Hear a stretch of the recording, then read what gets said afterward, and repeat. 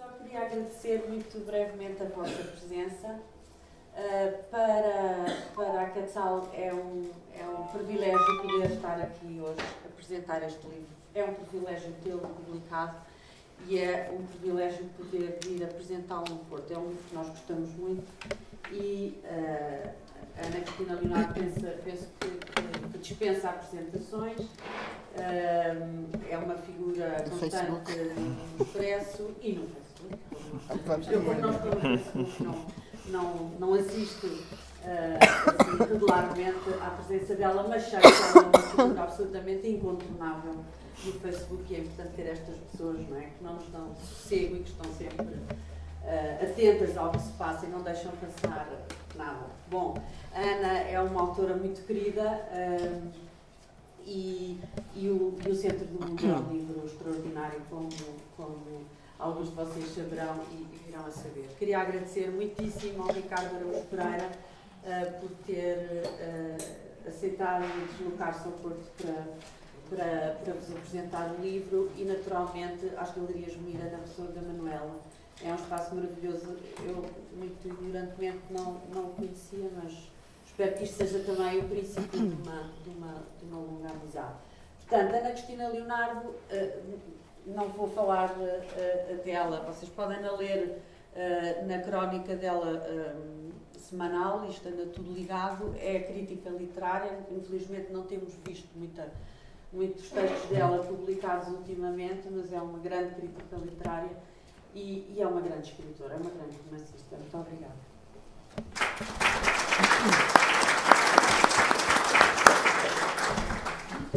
Bom, eu só quero agradecer e às pessoas que sábado com este sol preferiram vir aqui,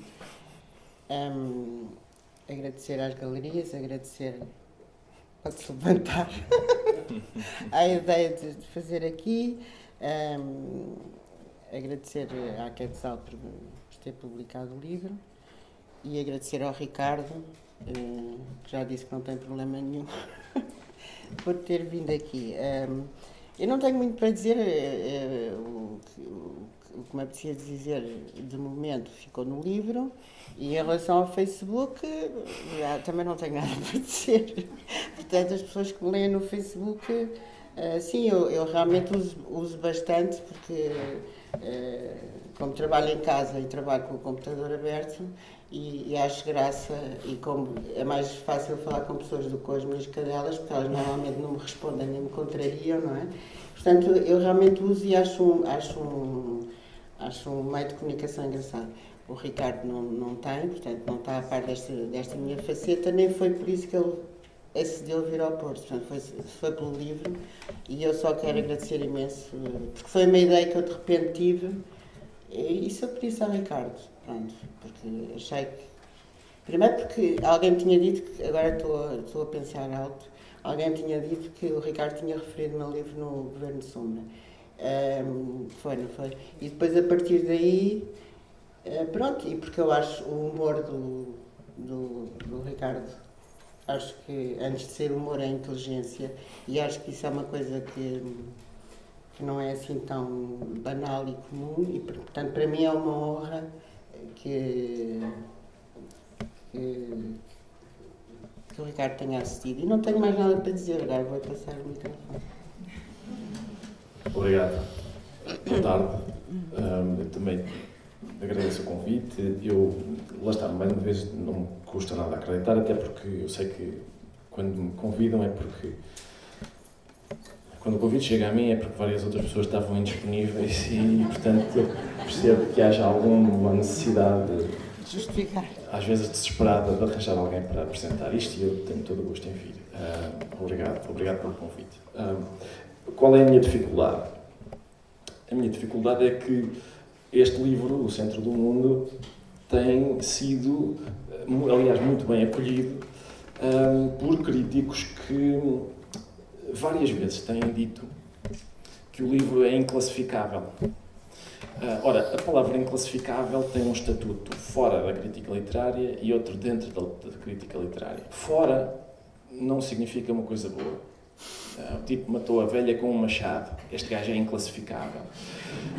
Dentro da crítica literária, normalmente descreve livros como este, que são muito heterogéneos, que incluem depoimentos, recortes de notícias, manuscritos, informações tais como o Sporting e o Olhanenses tiveram 57 anos de relações cortadas por causa de um penalti, que são coisas que a gente não espera encontrar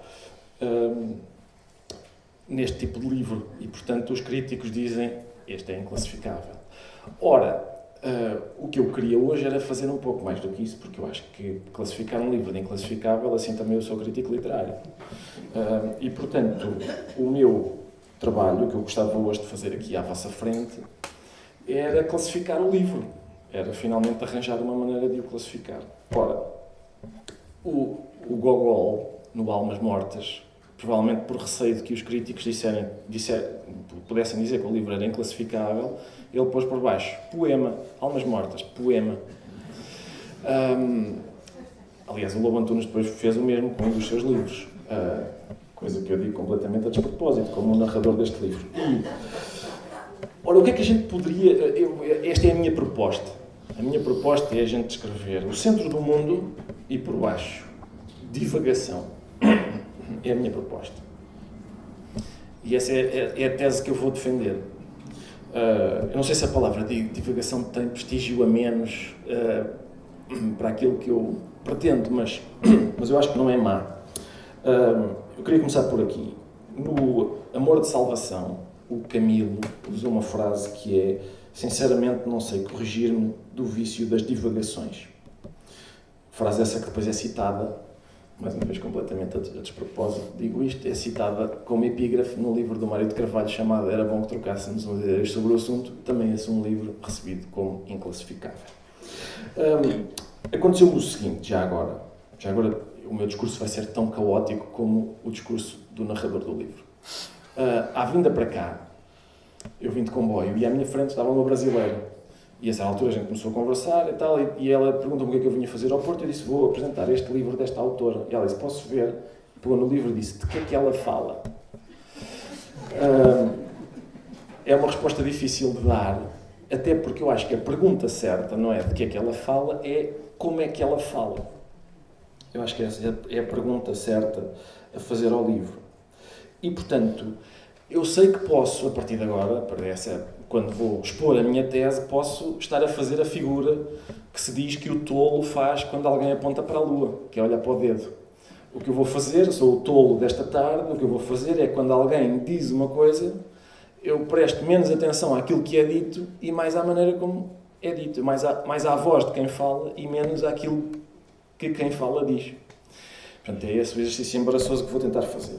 Bom, é uma tese, essa minha, de que se deve prestar atenção, que a voz aqui é mais importante, que se calhar o centro do mundo, sendo Olhão, se calhar o centro do mundo é uma pessoa nascida em Olhão e as suas opiniões, a sua capacidade de narrar, por exemplo.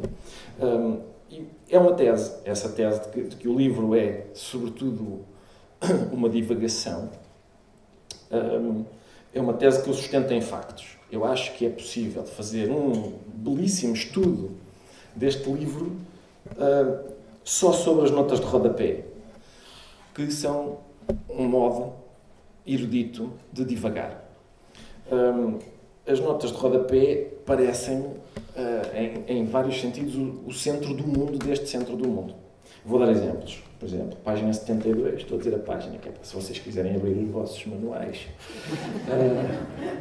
Página 72, nota de rodapé, diz o narrador. Completamente a despropósito, assinala-se que Route the Reds lembrou ao narrador uma cena do maravilhoso filme de 1974 de Martin Scorsese, Alice Doesn't Live Here Anymore, em que o filho de Alice insiste em explicar-lhe uma anedota que termina com a expressão shoot the dog, shoot the dog.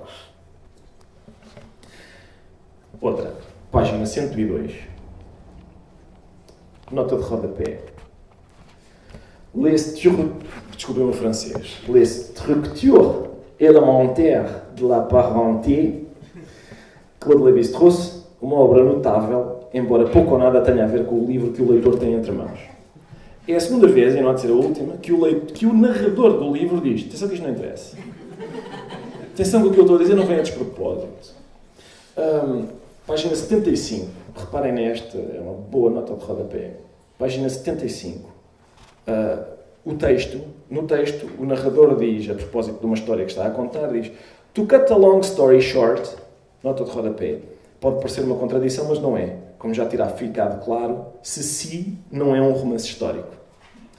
Nesta frase, juntamente com a nota de rodapé, a divagação é de tal forma divagadora que nós temos, é uma frase em língua inglesa, francesa e portuguesa, em que, por exemplo, ainda há uma referência à Magritte, ou seja, é um pensamento, é um discurso cheio de peripécias, que conta uma história, a história do Boris, cheia de peripécias também.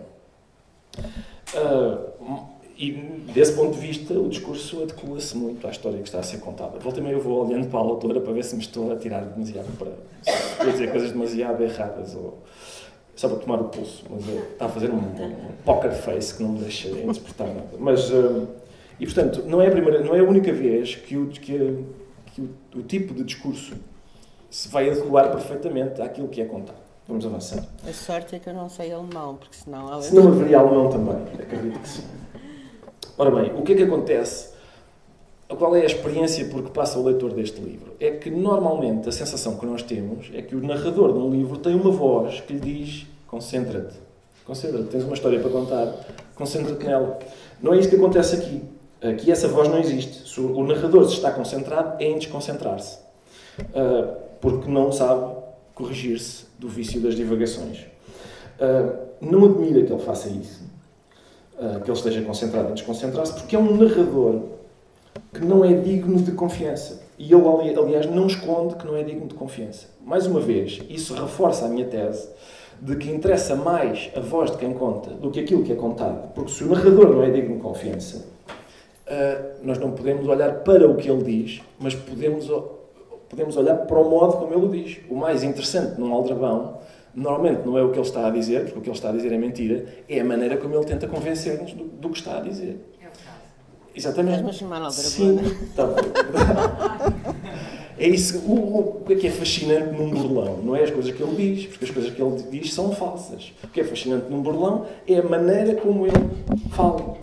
É a maneira como ele consegue burlar-nos. E por isso, mais uma vez, eu não sei se há melhor narrador para contar a história de um burlão do que um narrador que também é ele próprio burlão. E nesse sentido, a sedução, o leitor é seduzido, não tanto, mais uma vez, só para reforçar, não tanto pela história que é contada, mas pela voz de quem conta. Mais exemplos, página 78, exemplos ilustrativos disto. O texto diz assim: Boris nunca se habituou por inteiro ao vitalismo. Nota de rodapé. É possível que neste passo o narrador tenha confundido vitalismo com vitalidade. Aliás, eu acho que, sim, segunda nota de rodapé, o narrador, no corpo do texto, põe a hipótese de que o Boris esteja a imaginar a mulher com quem está em transporte telecinético, planando sobre a mesa falante como se do anjo voador da solidão de Chagall se tratasse. Nota de rodapé. Esta hipótese é manifesta e narrativamente incongruente, visto que nesta data nem o quadro fora pintado, nem Chagall e Boris se conheciam. Aliás, nada indica que se tenham conhecido depois. Página 113. A certa altura, uma personagem usa uma expressão latina. Nota de rodapé. Afigura-se algo bizarro que Florence Marmon se exprime em latim, mas a existir alguma incongruência, esta deve ser imputada ao narrador. Como se costuma dizer, e isto é, mais uma vez, estou a tentar sustentar a minha ideia de que a divagação aqui é o centro do mundo, como se costuma dizer, a conversa é como as cerejas. E muitas vezes o discurso do narrador faz lembrar uma sucessão constante de cerejas que a gente puxa a primeira e saem várias outras. Isso faz com que algumas frases tenham uma estrutura bastante intrincada, às vezes tão intrincada que se torna cómica, como por exemplo, página 99. Este é só um exemplo. Eu devia ter... Quando eu me apercebi disto, era tarde, já tinha passado por vários exemplos e depois não fui atrás. Reparem nisto. O narrador está a falar de uma contralto que Boris Skosirev ouviu em 1926. A nota de rodapé diz isto. Ouviu-a durante um concerto dado pela Orquestra Real do Concertgebouw, que interpreta a Sinfonia número 2 de Gustav Mahler, dirigida por Wilhelm Mengelberg, maestro que se retira em 1945 da Holanda para a Suíça, caído em desgraça pela sua colaboração com as forças nazis ocupantes.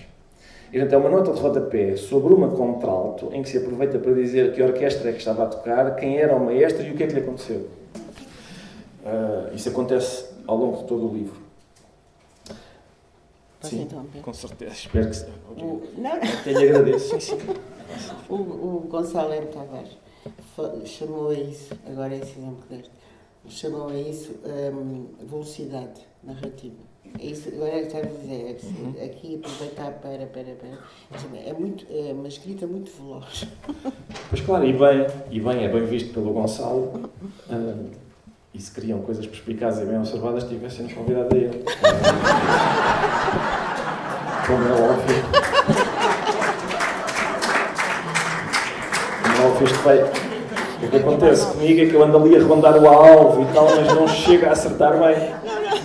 Agradeço que me vá dizendo... Não era um exemplo, ele não falou desse exemplo da rodapé. Mas agradeço que me vá dizendo, olha, os críticos a sério disseram mais ou menos isso, mas em bom. Outra prova de que o que interessa, de que a divagação é central, é que o narrador, a certa altura, prova do próprio veneno. E isso torna isto numa matriosca de narradores nos quais não se pode confiar, de narradores que divagam.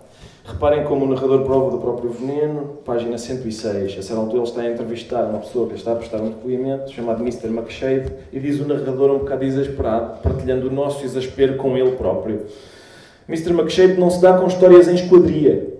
Tem o narrador a lata de afirmar de outra pessoa, quando ele claramente também não se dá com histórias em esquadria. E mais à frente, na página logo a seguir, diz, ele aproveita para interromper o discurso da pessoa que está a falar e diz, o narrador, temendo nova tergiversação, sim, mas e o seu pai? Ou seja, cinja-se à história que nos interessa, ao contrário do que eu faço com os meus leitores. É isso que isto significa. Estou quase a acabar, não se preocupem. Outra prova daquilo que me parece, outra coisa que me parece demonstrar aquilo que eu digo, é que a última frase do livro, página 189, a última frase do livro é: vendo bem, não há muito para contar. Esta frase surge no final de um depoimento que nós esperamos que seja um depoimento que finalmente vai ajudar a lançar luz sobre a vida do Boris. É de uma pessoa que é suposto ter sido testemunha ocular, ter contactado com ele. Essa pessoa faz um longo depoimento de várias páginas. No último parágrafo diz: o meu contacto com ele foi que uma vez o vi na rua. E termina dizendo: talvez não haja muito para contar. Exato. Há muito para divagar, talvez não tanto. O que interessa é a divagação, interessa menos aquilo que há para contar. Isso chama-se em comédia, chama-se bathos. Quando este tipo de coisa, não é? Vou-te contar uma coisa, vais ficar... que é o quê? Sei bem. Isso chama-se bathos. É criar uma expectativa enorme e depois não é nada. É isso. Bom, vamos avançar. Ao menos disse bathos no Porto. Foi um comentário de culto. Foi, não foi? Sabe? Chupa, Gonçalo, rapaz. Eu ia dizer isso, mas não usei. Por último, acho que o narrador parece mais interessado em histórias. É o tipo de narrador que divaga, porque é o tipo de narrador que está mais interessado em histórias do que em história. Está mais interessado numa coleção de pequenas histórias do que na história completa. Sobretudo num tipo especial de pequenas histórias, que são histórias pequenas que têm algumas características especiais. Primeiro, dão vontade de rir. O narrador tem muita predileção por esse tipo de história. E segundo, são histórias que, sendo pequenas, iluminam uma zona bastante ampla, às vezes melhor do que outras histórias fazem. Vou dar-vos um exemplo. Na página 141, há um preso, mais uma vez a história dos círculos concêntricos e de matrioscas. Há um preso que, como é óbvio, está preso num campo de concentração e está a contar a história de 3 presos que estão presos noutro campo de concentração. E a história é esta. Os presos estão a conversar e um deles diz: eu fui preso por afirmar que Karl Radek era um contra-revolucionário. O segundo diz: eu fui preso por afirmar que o Karl Radek não era um contra-revolucionário. E o terceiro diz: eu sou o Karl Radek. Esse tipo de história é um documento, além de ter o bónus, para mim, muito importante, de nos dar vontade de rir, é um documento de um certo ambiente, de uma certa época. Assim como logo no início do Soldado Schweik, há também uns presos, há várias pessoas que estão presas, e o que acontece é que essas pessoas foram presas, várias, por terem feito pouco da morte do príncipe Francisco Fernando, do arquiduque, desculpem. Estão presas basicamente por terem feito piadas sobre aquilo. E há um guarda que vem dizer: quem é que aqui está preso por esse delito enorme de ter feito piadas sobre a morte do arquiduque? E há um preso lá no fundo que diz: atenção, eu não, eu sou só um assassino. Não é? A ideia de que é possível um preso alegar que é apenas um assassino, porque o delito muito maior é o de dizer, por exemplo, que como um deles faz, que o quadro do arquiduque está todo cagado das moscas, dizem.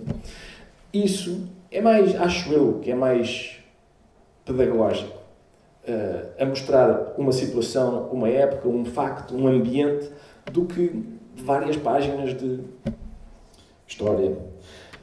Vou só acabar dizendo o seguinte,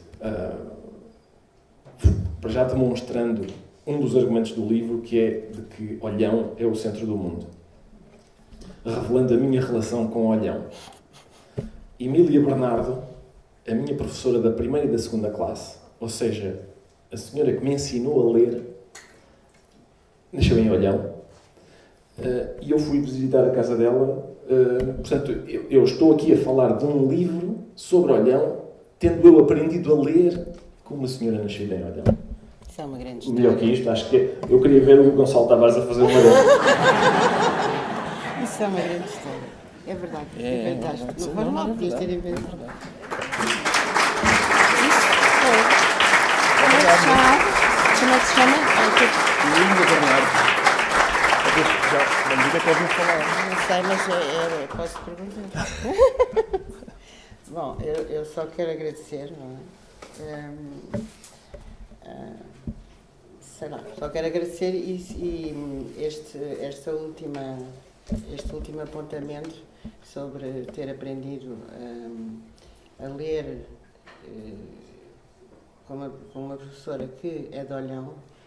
De facto, para mim é uma espécie de confirmação de que eu estava certo, que eu ou o narrador desse livro estão certos, porque isto realmente é uma espiral de coisas que se eu não sei falar muito bem. As coisas estão tão intrincadas umas nas outras e, de facto, tudo isto da divagação, de facto, é uma divagação. E acho que, no caso, essa divagação até está correta, porque a própria personagem, este Boris Kossirev, ele próprio não fez mais do que divagar, porque aquele percurso, que de certeza que não é o único na Europa na altura, mas aquele percurso de sair de Vilnius, ir para Londres, ir para a Holanda, ir para a Espanha, vir a Portugal, conhecer uma série de gente, ser príncipe de Andorra com uma Constituição, um projeto de Constituição muito liberal para a época, e depois acabar a servir os nazis para sobreviver, e depois acabar a ser preso pelos soviéticos e parar a um gulag e finalmente ser liberto. Bom, tudo isto é quase... Ou seja, se alguém inventasse, as pessoas não acreditavam que todo este intrincado de coisas era possível. E, portanto, acho que essa divagação, quer dizer, é um bocadinho na cabeça do narrador, claro está, mas é muito também a personagem, e a confirmação que estava certo foi acabar com uma professora de Olhão e eu ter convidado uma pessoa para apresentar o livro que aprendeu a ler com uma professora de Olhão. Não podia ser melhor. Muito obrigada. Eu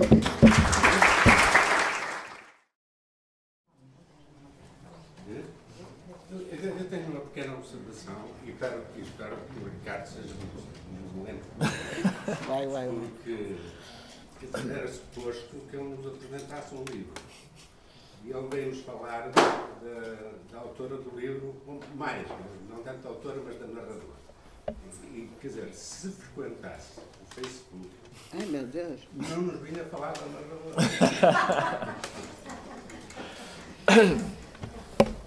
Olha, eu quer dizer, registro. É melhor o microfone. Registro a sua objeção, obrigado. Quer dizer, eu esforcei-me por sublinhar aquilo que a Ana Cristina depois disse, há um contraponto entre as peripécias do pensamento do narrador e do fluxo do discurso do narrador e as peripécias também muito intrincadas da história de uma personagem que muda de país várias vezes, que de repente é rei de um sítio durante uma semana, que acaba num gulag, que acaba por ir lá parar. Simplesmente a minha tese era de que, sendo embora a história cheia de peripécias, as peripécias do discurso e do raciocínio do narrador são ainda mais sedutoras. A gente deixa-se seduzir pelo livro. Isso é especialmente incrível, não é? Porque é um livro cheio de... A história não podia ser mais... A gente hoje diz rocambolesca. Pedindo emprestada a palavra a uma personagem. Há várias personagens cujo nome se torna uma palavra. Por exemplo, quixotesco, um sonho quixotesco, ou um discurso acaciano, ou neste caso rocambolesca, vem de uma personagem chamada Rocambole, cujos livros eram extraordinariamente cheios de peripécias. É por isso que a gente se refere a uma história como rocambolesca. Aliás, dizem-se que as peripécias eram tão intrincadas e que uma vez o autor do Rocambole, um tipo chamado Ponson du Terray, não é assim que ele se chama, o autor dessa personagem escrevia em fascículos e a essa altura escreveu um fascículo no jornal em que o Rocambole estava fechado dentro de um cofre inexpugnável. Era um cofre que não tinha maneira de ser aberto. E isso coincide com uma altura em que os donos do jornal, em que ele faz uma reivindicação salarial. E os donos do jornal não querem pagar o dinheiro que ele quer.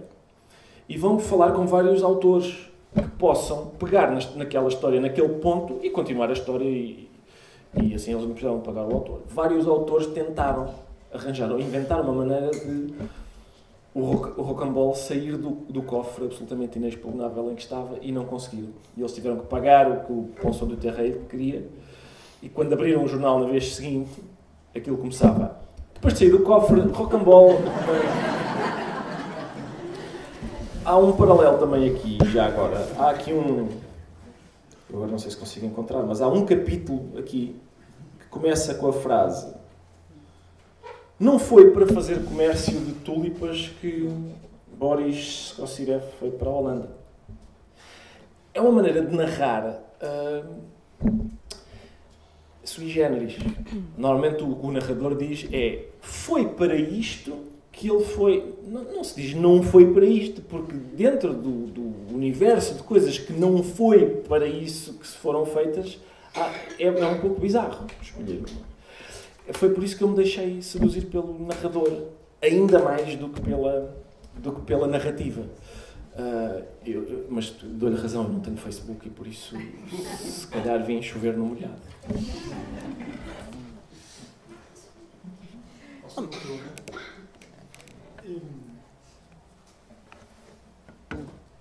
Porquê é que chega tão tarde a edição de livros, sejam eles romances ou pequenas obras literárias? Alguém que tanto escreve, e não vou falar de Facebook, que não deixa de ser também escrito, e bem escrito. O que barreiras houveram, existiram mesmo, para que tão tarde nos aparecesse como escritor de livro? No fundo é uma pergunta e uma recriminação. Esqueci o microfone. Não sei, quer dizer, primeiro, eu não acho que... Não, sim, mas de facto não sei se sei a resposta a essa pergunta, ou sequer se me ponho essa pergunta. Primeiro, eu não acho que a escrita seja uma obrigação, portanto, não tenho aquela ideia de que em pequenina fazia umas redações fantásticas e sempre acharam que eu ia ser escritora. Pronto, não tenho esse passado. Aliás, achavam que eu desenhava muito bem, portanto, não é por aí. Depois, acho que quando se lê muito, até porque pelo meu tipo de trabalhos que fui tendo, não é? Na antiga Sírio Alvim, nos jornais, pronto. Quando se lê muito, pelo menos do meu ponto de vista, tende-se a pôr a fasquia muito em cima. E, portanto, pergunta-se para quê, não é? Se há tanta coisa boa para ler e tanta gente que escreveu tão bem, quer dizer, porque os grandes são inspiradores, mas também são castradores, não é? Porque a pessoa, quando se compara, fica à rasca, desculpa a expressão. E depois, pronto, isso é outro motivo, portanto, se calhar achei que não tinha, que não era suficiente para mim para dar esse passo, passar de leitora para a escrita mesmo. E depois, porque eu tenho uma vida pessoal, não é? Tenho 3 filhas, portanto, isto de escrever, não é? As pessoas têm que sobreviver. E, portanto, também nunca me poderia ter dedicado à escrita e sustentar 3 filhas ao mesmo tempo. Seria impossível. As filhas agora já estão crescidas, portanto, agora desenrasquem-se. E, portanto, eu fui fazer alguma coisa, fui tentar. E, pelos vistos, o narrador saiu-me bem, segundo o Ricardo. Mas não tenho nenhuma resposta especial para essa pergunta. Não sei o que aconteceu, sei lá. Também não sou assim tão velha, não posso.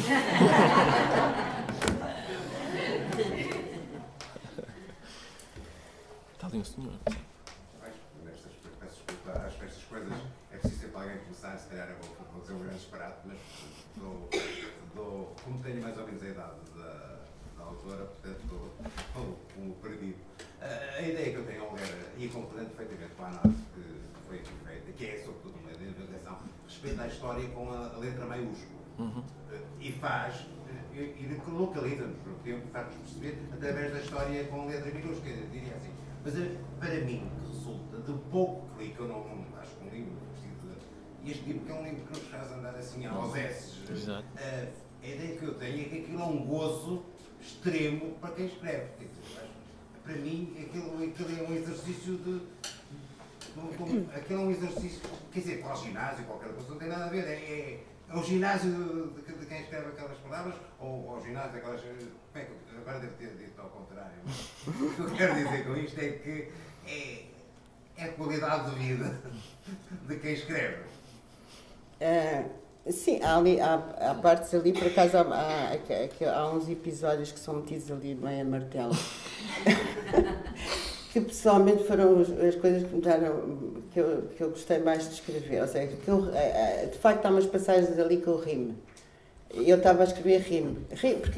Porque o processo de escrever, o Ricardo escreve e, portanto, dirá se o que eu estou a dizer faz sentido ou não.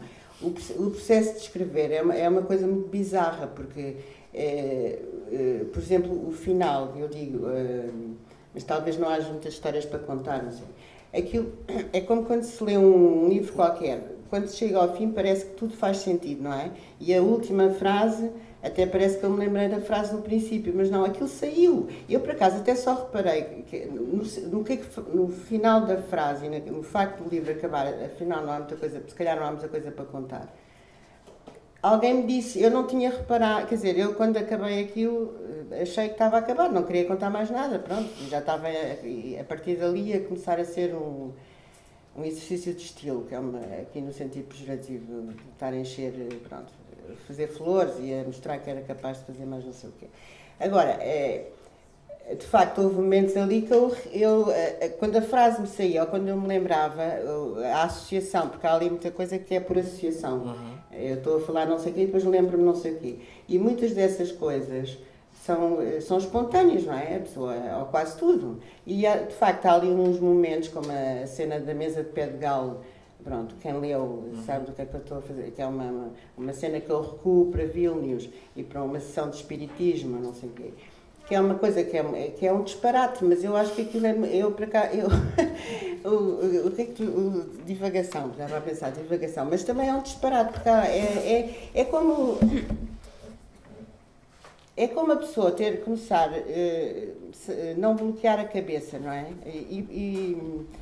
E deixar a cabeça aí. Portanto, a pessoa está a escrever e, de repente, uma associação leva a... aliás, é verdade seja dita que eu faço muito isso mesmo nas crónicas do Expresso. E eu, de facto, faço muito isso. Estou a falar de um assunto e daqui a bocado aquilo está-me a levar não sei para onde.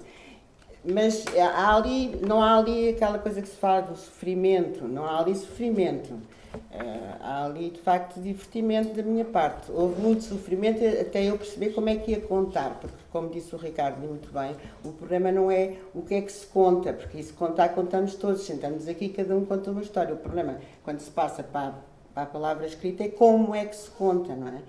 E, portanto, eu até perceber qual era o tom e perceber como é que encaixava tanta coisa, depois quando eu percebi, principalmente quando eu percebi que podia usar uns depoimentos no final e enfiar ali uma data de coisas que eu queria dizer e de facto aldrabar o leitor mesmo, quando eu percebi que essa estrutura podia funcionar, aí fez-se o clique e depois tudo se tornou mais fácil, porque apesar de não haver sofrimento nenhum, né, não há mesmo, isto levou para aí, sei lá, a ideia surgiu há 10 anos. Isto pode ser uma escrita rápida, mas eu sou lenta, quer dizer, não sou... levo tempo. Mas depois é preciso fazer o clique, não é? Não sei. Mas não há sofrimento. E, de facto, eu rimo a escrever algumas passagens, eu própria, quando acabava, ria-me. Isto tem graça, ria-me, é verdade. E a forma como escreve, como conta, não lhe dá um gozo especial? Depois de escrever, ler intensamente? Eu não sou... Eu escrevo... Deixo ficar um bocadinho, porque às vezes há aquela coisa que a pessoa, como quando a pessoa sonha, não é? E diz um sonho extraordinário, e depois põe no papel, e depois quando acorda diz isto é uma treta. Pronto. Portanto, eu acho que eu faço muito isso, eu escrevo e deixo ficar. E depois se aquilo sobreviver, e sei, pá, não é assim tão mal, pronto. Porque às vezes há coisas que a pessoa escreve, então quando é mais novo, quando se é mais novo isso acontece mais, não é? A pessoa fica fascinada com uma frase e depois vai ver e aquilo é uma nódoa, não é? Pronto. Aqui, agora, reler, eu li quando apareceu impresso, pronto, porque tinha curiosidade, não era um livro, não sei o quê. Li, mas não tenho muito essa coisa de... Acho que não reli mais. Houve aqui eu reconheci as passagens todas que o Ricardo citou, como é óbvio. E algumas deram-me vontade de rir outra vez. Mas não sou muito de estar... Passemos à frente, pronto, já está.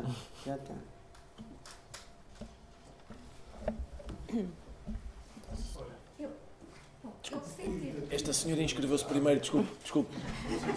Eu não está a vir. Não, certo, é só porque esta senhora acha que sim. Devíamos ter um sistema de senhas como no TAI, não é? Facilitava isto. Então diga. Por exemplo.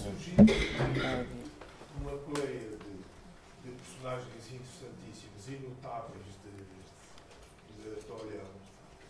Porquê é que, no fundo, não há uma referência ao mais fulgurante olhanense da atualidade, o professor Centeno? Porque o professor Centeno, é Centeno, não é? O professor Centeno nasceu em Olhão, mas na realidade, ele tinha uma semana de vida, foi viver para Vila Real de Santo António. Portanto, é um olhanense assim, que não conta, exatamente. Portanto, não, é só por isso. Renegam esse olhanense. Completamente. Olha, Cristina, aqui. O que é que a fez inspirar a personagem de Boris? Portanto, há algum estereótipo? O Boris existiu. O Boris existiu mesmo. Mas a Ana Cristina deu-lhe outra de outra maneira, não como um personagem real, não foi? Não, eu misturo. Quer dizer, Aquela já é tão fácil. eu tentei que. É verdade. De facto, quer dizer. Não se sabia. Exatamente. Do Boris, acho que até há uma biografia feita por um alemão mais ou menos recente sobre o Boris Kozyrev. E depois há assim uns elementos da imprensa da época, das cartas que ele trocou com olhanenses quando esteve em Olhão, dos recortes quando ele foi de facto príncipe de Andorra e depois foi preso pelos espanhóis. Portanto, há uns pontos, ele de facto esteve no Gulag, portanto há uns pontos-chave que são verdade. Agora, esses pontos-chave eu conseguia contar essa história desse Boris, do qual existem documentos, em 5 minutos. Eu resumo a história desse Boris em 5 minutos. Nasceu aqui, foi para aqui, aconteceu isto, depois morreu. Pronto, ponto final, parágrafo. Isto não é literatura, nem sequer é não é nada, não é uma historieta. Portanto, a mim o que me interessou foi, a partir dessa personagem, que de facto é uma personagem insólita, porque é um príncipe, só a ideia de ele ter convencido o Conselho de Andorra a nomeá-lo príncipe, é um vigarista de uma grande tarimba, porque dos 24 ou 25, já não me lembro, mas acho que eram 24 conselheiros, ele aldrabou 23. Portanto, ele de facto não tinha sangue azul nenhum, nem o rei de França o tinha mandado para ali. Portanto, ele de facto é um tipo... É um ficcionista, ele é um ficcionista. E a mim o que me interessou, para já, foi o contraste entre esta personagem aristocrática, que fala não sei quantas línguas, que é príncipe, que inventa um passado, pronto, numa Rússia czarista, etc.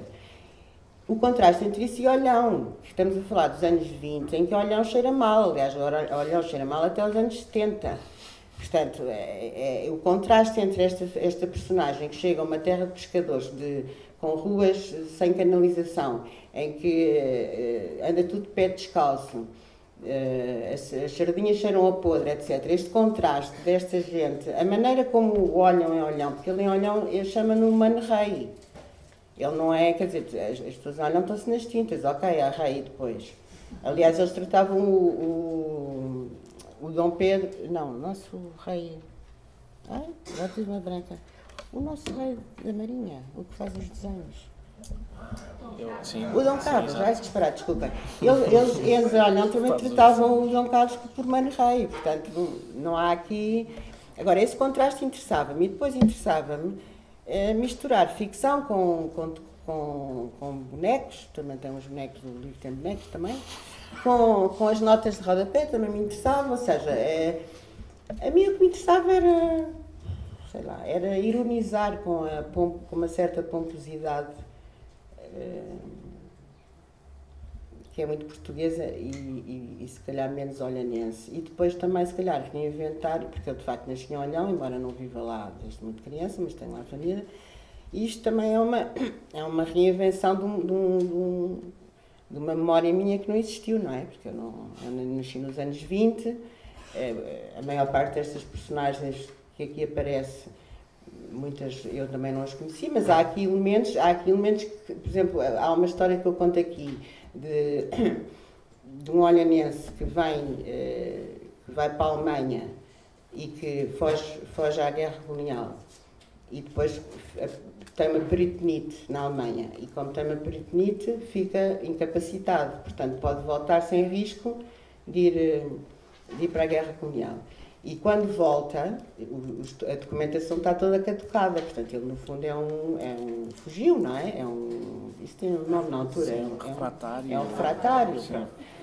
E quando entra, aí lhe perguntam na fronteira, então mas o senhor o que é que vai fazer para a Alemanha? Porque a polícia percebe a documentação, o passaporte, a autorização de saída do país, está tudo fora de prazo, não é? E perguntam, então o que é que o senhor vai fazer para a Alemanha? Foi aprender a língua de Goethe. Então, e porquê é que voltou? Porque ouvi dizer que a pátria estava em perigo. Isto é uma história do meu pai, por exemplo, que obviamente disse isto com um papel no bolso de trás das calças a dizer não pode fazer tropa, não é? Ou pelo menos não é não fazer tropa, não pode ir para a África. Não. Portanto, há aqui uma série de histórias que são histórias ou que me contaram, algumas que eu conheci, personagens com quem eu me cruzei, outras... Portanto, o que é ficção e o que é que não é, um bocado, do meu ponto de vista, é um bocado irrelevante, porque ali tudo é ficção e tudo podia ter acontecido. Se não aconteceu, também podia ter acontecido. Era isto assim? Já foi respondido. Agora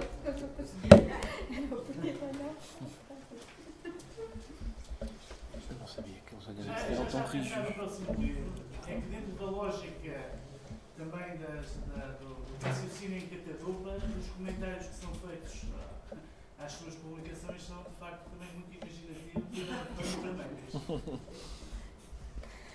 e sim, eu acho que já comecei uma coisa, mas não quero falar nisso. Já bati na madeira e tudo. Talvez sim. Como eu disse numa entrevista, já não sei aonde, escrever é um bocadinho como o sexo. A pessoa deixa de fazer e não sente falta, começa a fazer e depois quer mais. Portanto, se isto de escrever é mais ou menos o mesmo. Não me levem a mal.